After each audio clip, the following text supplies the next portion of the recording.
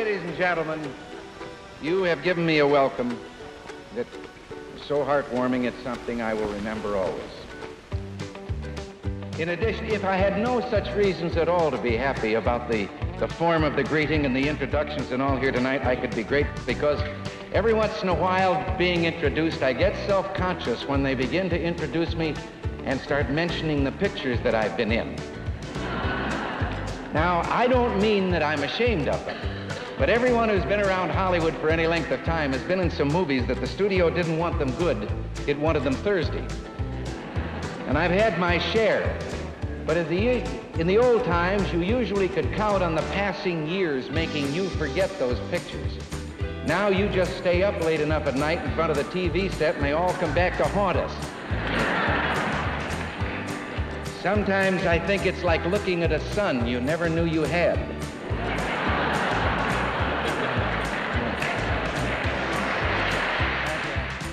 I'm honored to join you for this traditional ceremony commemorating the founding of the Marine Corps 211 years ago.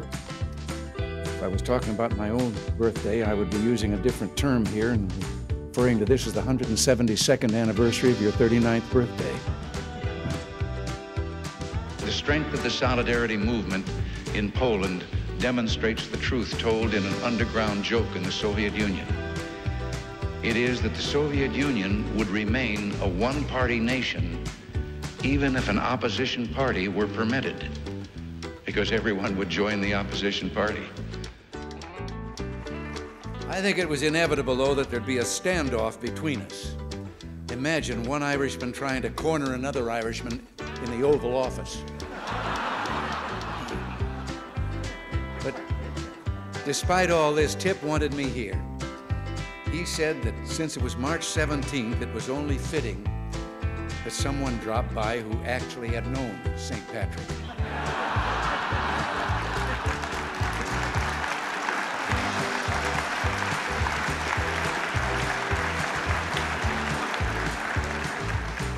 And that's true, Tip. I did know St. Patrick. In fact, we both changed to the same political party at about the same time.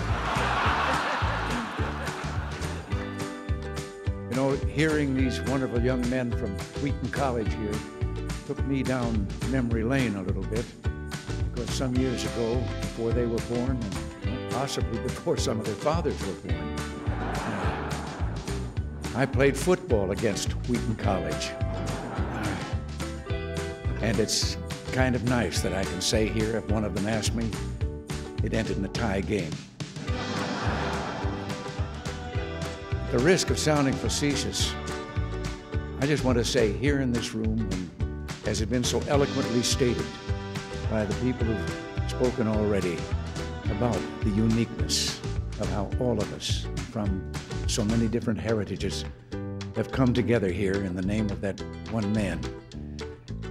I have long been unable to understand the atheist in this world of so much beauty, and I've had an unholy desire to invite some atheists to a dinner and then serve the most fabulous gourmet dinner that has ever been concocted, and after dinner ask them if they believed there was a cook.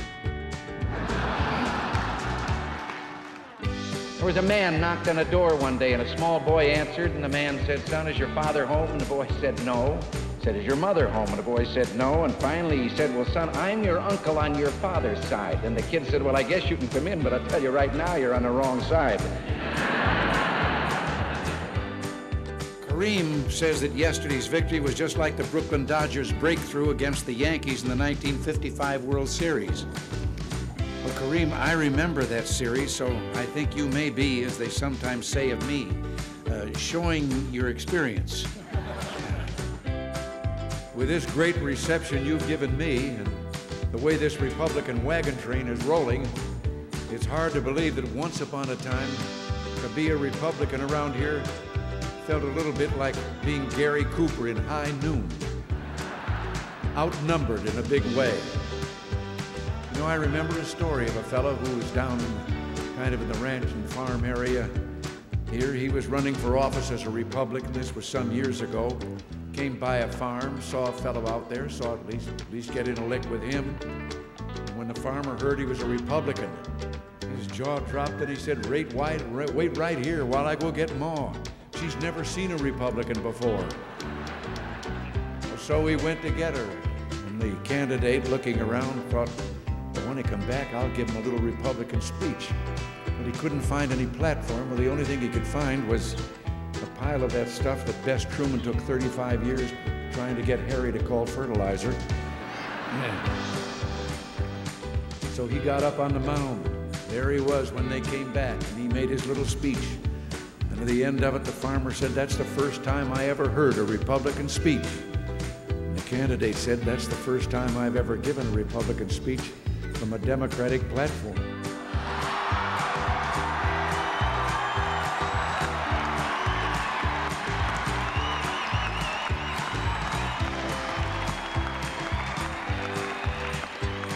Well, all that, as they say, is history. Or should I say ancient history, which at my age is a subject that I'm regarded as an expert in. Could I set the stage for just a second and explain that when you did a baseball game by telegraphic report, that meant you weren't at the ballpark looking at the game. You were sitting at a studio desk, the microphone in front of you, and a glass window here and a little slit under it, and there was a fellow on the other side of that window with a telegraph key hearing those dots and dashes, and then he would type and send a slip of paper through to you. And you'd take it, and it would say maybe S1C. Well, you can't sell many Wheaties yelling S1C. So you'd say, Dean comes out of the windup, here comes the pitch, and it's a called strike breaking over the outside corner to a fellow that plays a ball to the...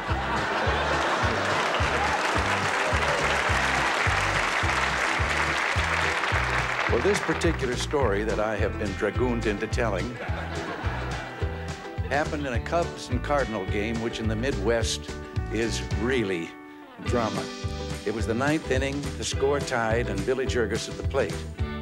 And I saw my friend Curly on the other side of the window start to type, and so I had Dean start his wind-up, and I had a ball on the way to the plate, and Curly was shaking his head no. I thought it must be something sensational that's happened there, and he handed me the slip of paper and said, the wire has gone dead. Well, I had a ball on the way to the plate. And there's only one thing you can do that won't get in the record, so I had Jurgis foul one off down to the left. And I looked, Curly just shrugged. And I thought, you know, in those days, you didn't have an announcer for a team for the game. There'd be a half a dozen of us on different stations doing that same game. So I knew that if I suddenly said there's going to be a delay, and we don't know what's going on at Wrigley Field, everybody'd switch to another station. So I took a chance, and I had Jurgis foul one over back at first base. And Curly's still sitting slumped there waiting. So then I had him foul one down to the left that just missed being a home run by a foot outside of the pole. Then he fouled one back into the stands, and I described the fight the two kids put up that tried to get the ball. And this went on until I was beginning to set, if there is such a thing, a world record for a fellow standing at the plate hitting successive foul balls. And I knew that I had to keep on. If I now said the wire has gone dead, they'd know that I'd been faking on all of these foul balls. So I had him foul them in a few more directions. In the meantime, I had Dizzy Dean out on the mound stepping back and using the rosin bag and shaking off the sign and getting another sign so that it'd take up time. And all of a sudden, Curly sat up straight and started to type.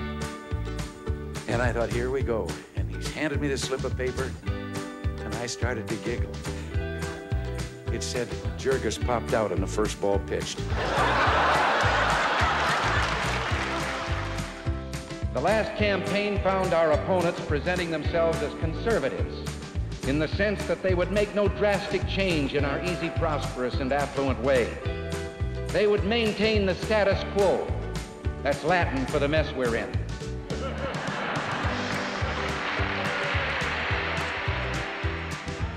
But just a few weeks ago, we had a visitor in our land, the President of France and his wife, Madame Mitterrand.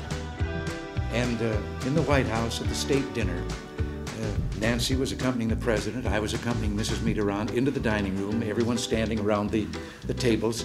And Nancy and the president stayed on this side of the room, and Mrs. Mitterrand and I started the other side of the room. And I tell this just as an example of how close you can come to a diplomatic crisis. Suddenly, Madame Mitterrand stopped, and we had the room to cross in. And I leaned forward to tell her that we were to go on over there. And the butler ahead of her was motioning her on. And she said something very quietly and calmly over her shoulder to me in French, which I did not understand. And again, I gave the signal, and again, she repeated what she said to me. And then the interpreter caught up with us and told me what she was saying. I was standing on her gown. She couldn't move.